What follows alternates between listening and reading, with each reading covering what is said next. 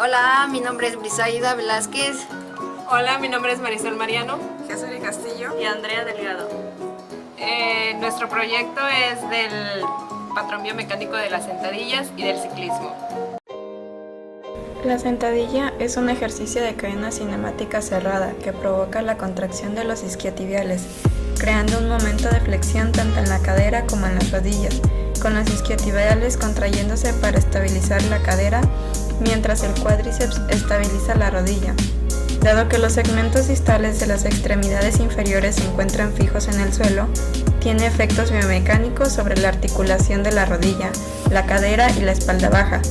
Se ha visto que, de estas tres zonas, la rodilla es la articulación que más fuerza de compresión y cizalla presenta. Varios estudios han demostrado el uso favorable del ejercicio de sentadilla, tanto durante la rehabilitación de las rodillas como después de la cirugía de reconstrucción del ligamento cruzado. Por consiguiente, conocer la biomecánica de la rodilla durante la sentadilla es muy útil para los terapeutas. La sentadilla comienza con el individuo de pie con las rodillas y cadera totalmente extendidas. Luego el individuo se sienta en cuclillas en un movimiento continuo hasta que se alcanza la profundidad deseada de sentadilla. Y luego un movimiento continuo asciende hasta colocarse nuevamente en la posición inicial del pie.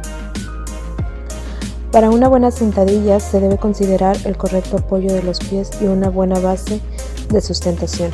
Los pies deben estar separados entre sí a una distancia equivalente al ancho de los hombros y los dedos mirando hacia el frente y ligeramente orientados hacia afuera, formando un ángulo de 30 grados aproximadamente. La cabeza debe estar erguida, tratando que durante la realización del ejercicio la mirada de la persona en ningún momento se proyecte hacia abajo. Por el contrario, en los momentos de mayor torque, la cabeza y la mirada deben proyectarse hacia arriba. La espalda debe estar lo más perpendicular posible con respecto al piso. Respecto de la parte activa y dinámica del ejercicio, debemos considerar puntos muy importantes. Ante todo, la flexión de las extremidades debe ser más lenta que su extensión. Una flexión muy veloz, como buscando un rebote, puede perjudicar gravemente a los meniscos. Por dicha causa, el descenso debe ser muy controlado y medido en cuanto a su velocidad. La fase excéntrica o descenso se caracteriza por mantener los talones apoyados en el suelo, no sobrepasar las rodillas de la punta de los pies y mantener el tronco erguido. Mientras que la fase concéntrica o ascenso se realiza a una fuerza vertical con la columna en posición neutra, acompañada de una expiración profunda para evitar el aumento de la presión intratecal y basculaciones anteroposteriores de la columna lumbar y la pelvis, en casos de inestabilidad o en caídas de la barra. Las rodillas deben seguir la línea de los pies, pudiendo sobrepasar la línea vertical de ellos para lograr una sentadilla saludable y funcional. Las rodillas no deben rotarse hacia adentro. La falta de flexión dorsal del tobillo es un limitante para un correcto patrón de movimiento. Dejar las rodillas detrás de las puntas de los pies en cualquier variante de sentadilla profunda demandará una inclinación anterior del tronco para intentar mantener el centro de masa dentro de los límites de la base de sustentación, o el ejecutante caería hacia atrás. La sentadilla puede realizarse con diferentes grados de flexión de rodilla, como la media sentadilla o la sentadilla completa. La media sentadilla consiste en bajar hasta que los músculos estén paralelos al suelo con una flexión de rodilla aproximadamente de 0 a 100 grados. La sentadilla profunda consiste en bajar hasta donde sea posible y que la parte posterior de los músculos y las piernas hagan contacto entre sí. La sentadilla principalmente fortalece los músculos de cadera, muslos y de la espalda. Los principales músculos de la rodilla que se utilizan durante la sentadilla son el cuádriceps, isquiotibiales y gastrocnemios, y se piensa que la contracción entre estos músculos refuerza la estabilidad de la rodilla. La unidad muscular aumenta progresivamente, generalmente a medida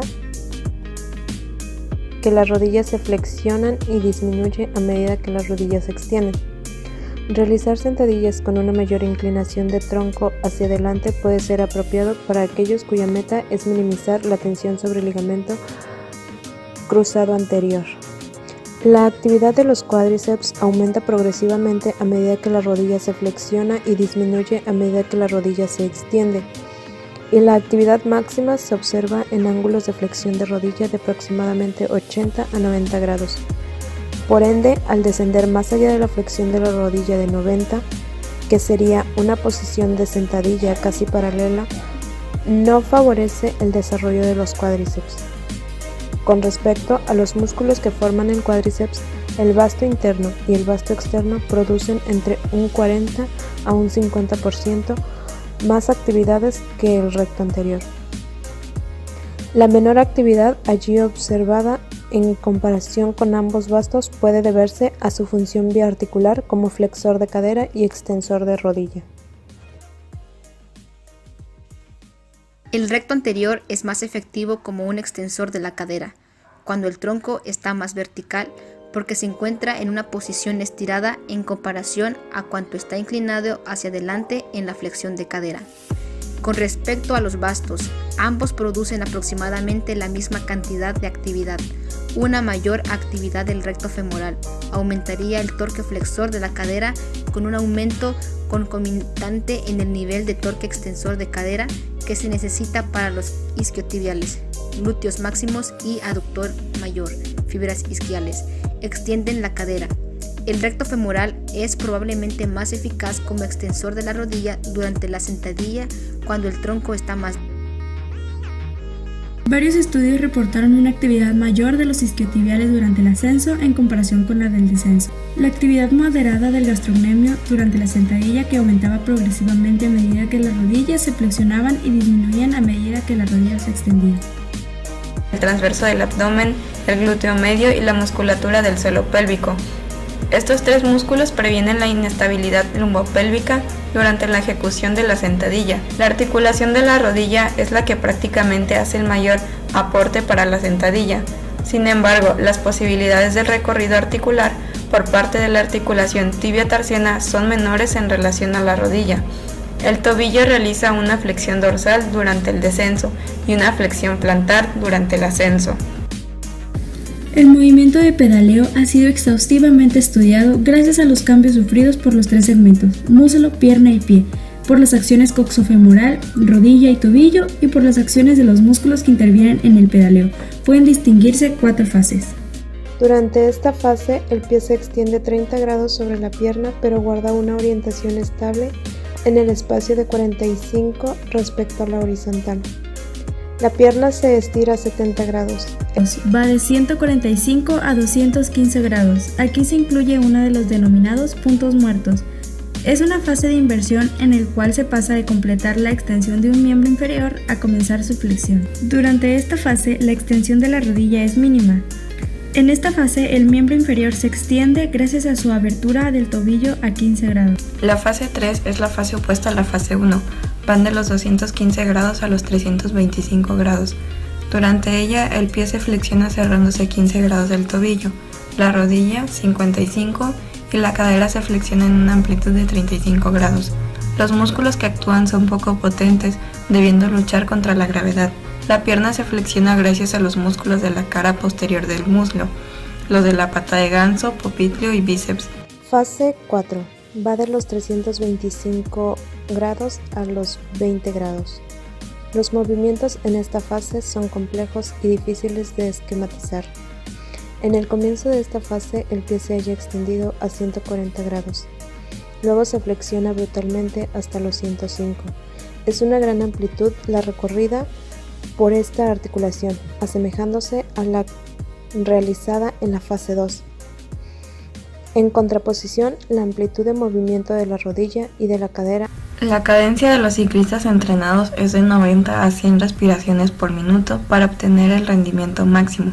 El pedaleo encima de la bicicleta, al ser un movimiento elíptico, se trabajan las extremidades superiores como las inferiores.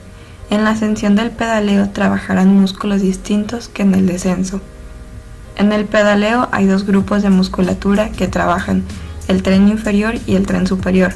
Cada uno de ellos trabaja en determinadas situaciones, como vamos a ver a continuación. Tren inferior. Los músculos que trabajan del tren inferior los podemos categorizar dependiendo si se encuentran en el movimiento ascendente o descendente del pedaleo. Movimiento descendente.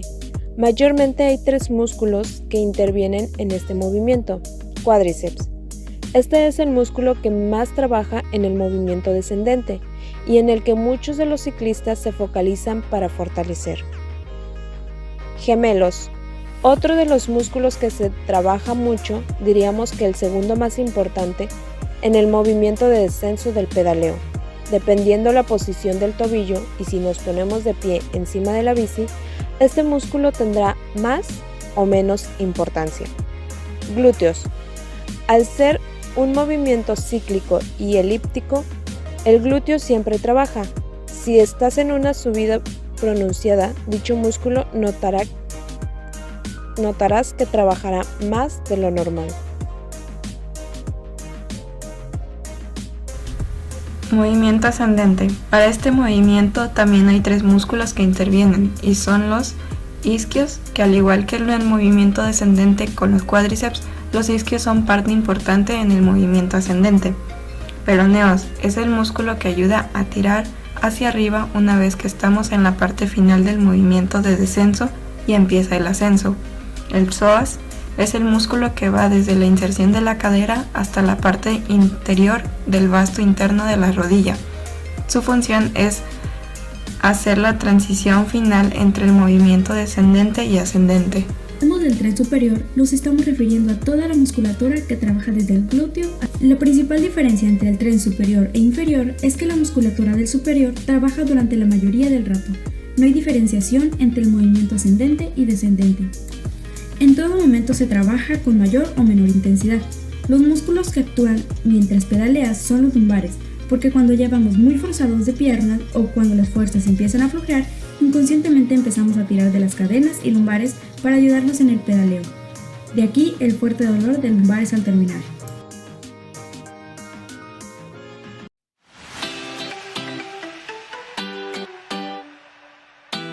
Más rápido que no aguanto.